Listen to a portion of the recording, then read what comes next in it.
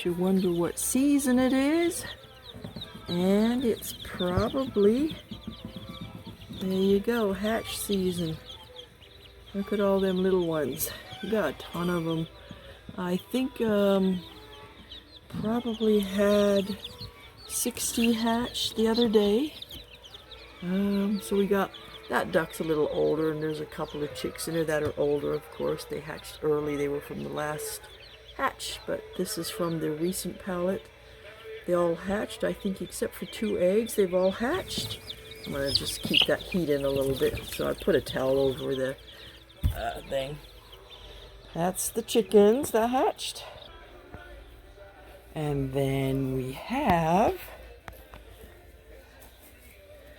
there you go, 2 more emus that just hatched yesterday too. So I've got one with a red marker. This one here has the red marker, and then this one here has a white marker. So we're going to be sending off for DNA checks on those. And I don't know if they've actually eaten this yet, or if it's the other 2 girls that are out there, but they have their own food. So we'll see. I'll get them some fresh water. Looks like they're drinking already, which is good. And we have another 11 eggs in the incubator. Hopefully, I don't know if they're all hatched, but we'll see. Then, with my hatch, we've also got, oh, I think she's out of there, but this one here, she's sitting on eggs. She's really feisty. I mean, when she pecks me, that hurts. This little one, let's see. Oh, see, I mark the eggs. That way, if I collect eggs, I know the marked ones. She can keep, ouch, damn it. She can keep the marked ones. And right now, they're all still marked because I already got the ones that were not, ouch, damn it. Now you hurt. And then this one here, she's usually pretty good about not letting others lay in her nest. So all of her eggs are marked. She's sitting on her eggs. Good girl. We have a duck here sitting on eggs. We have another duck. Oh, way in that corner. It's hard to see now, but she's in that dark corner there. She's sitting on about 24, 25 eggs. Then I have my Muscovy behind this pallet. It's also too dark. She's sitting on a nest. Yeah, we have a whole bunch more sitting on this. Those are just a few.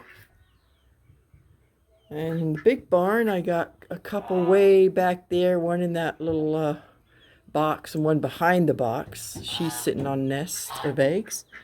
I have a goose. She's still sitting on her eggs, which they're not going to hatch. I don't think they're fertile. She's been sitting on them for too long already. And then Panda raised another clutch. Where is she? Is she back in here? And then, of course, I've got, oh, this is really dark, but there's one behind this thing. It's too dark. She's sitting on a nest of eggs. I think she's got 6 or 7. I don't know where Panda is, but she has, I don't know how many, 9 or 10 little babies that she's raising. Panda is a friend of mine named Emily. It was her chicken, and Panda has not laid an egg in, I think, about 2 years now. 1 or 2, at least 1 year, could be 2 years. But she steals everybody else's eggs, and she always raises the young. So I'm not sure where she's at. There's Maya. Maya loves to drum. And of course she gets chased by Dingo. Boomerang. I have procured me some really awesome ducks. Check this one out. Let me see if I can get up there. There they are, sitting in the pond.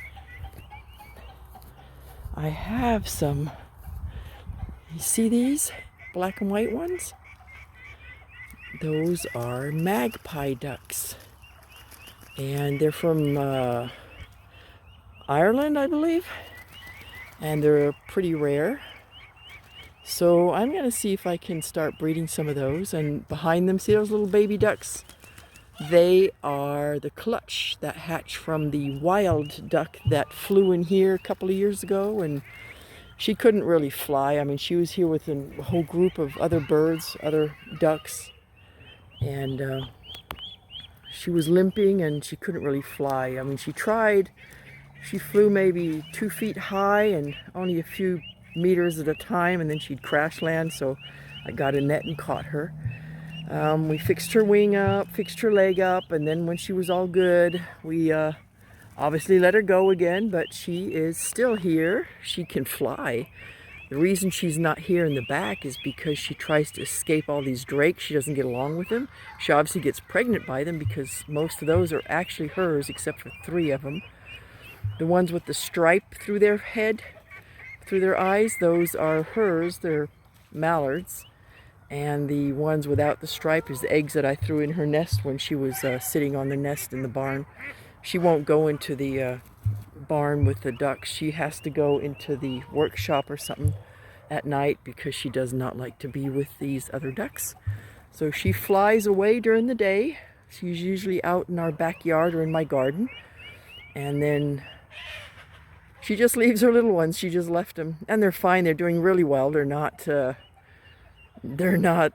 unable to feed themselves, of course. They know where the food is. Look at them diving. Look at those little boogers here. Check it out. Yeah, they scream all day long too, but it's not like... And they can get through the fence, so they sometimes go up to the backyard and join their mom for a little bit, and then they come back here. So they're pretty awesome. And I got my Muscovy, a lavender one. He's awesome. You also see my junk laying all around, but see, sometimes this isn't junk, like this bottle here. It's cut open with water in it. I have a lot of these shallow, like this cage is at an angle and it fills up with water just enough to where with those little tiny baby chicks, when they come in, they can get a drink. Because these deep bowls, I find that they will fly on the edge. Sometimes they fall in and they'll drown because it's really deep for them. They can't get out. So I have a lot of these shallow dishes laying around with water in them, little puddles and everything, just so, you know, they can get a drink too, the little babies. That way they're not thirsty during the day or get attracted to these big things here. And then here's my Kieran. Hey girl, it's hard for me to lift that hand. She doesn't really like to sit on the ground. She had a really bad injury on her back from a rooster, and ever since then she doesn't trust the roosters, and I don't blame her. So she likes to sit up high, and I feed her up here, and sometimes she'll just ride on my back for a bit. But she does not like to sit on the ground because she will not have anything to do with roosters anymore. She is pretty much done with them. I don't blame her. But she's all healed up. See, she wants to jump on me. She wants to go for a ride, but we're not going for a ride. I'm done for the night. I'm just going to get everything ready to get locked up. Make sure everybody's got comfy corners. Everything's soft and clean for them. And then we're going to lock them up. What's also really nice is I'm using this chicken tractor as a growing cage. So I've raked up some of the soil in here and watered it down and threw some zucchini. We got cantaloupe. What else do we have? We got some lentils.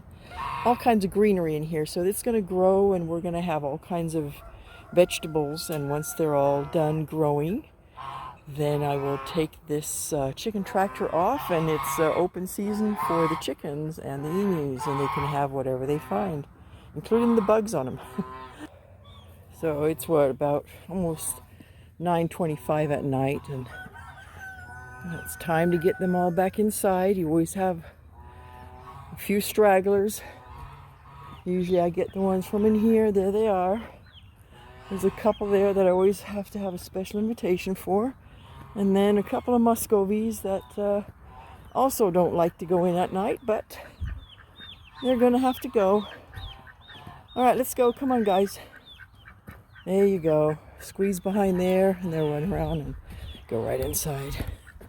They fooled me today. Look at that. Come on, let's go. Let's go. There they go. All right, so they're